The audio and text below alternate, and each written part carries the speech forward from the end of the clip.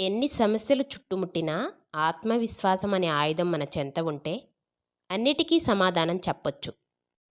మనల్ని మనం ఓదార్చుకునే ధైర్యం ఉన్నప్పుడే ఎంతటి కష్టం ఎదురైనా సులభంగా ఎదుర్కోగలం.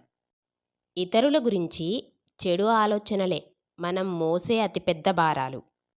సుఖానికి అలవాటు పడిపోకూడదు. కష్టాలకు భయపడిపోకూడదు.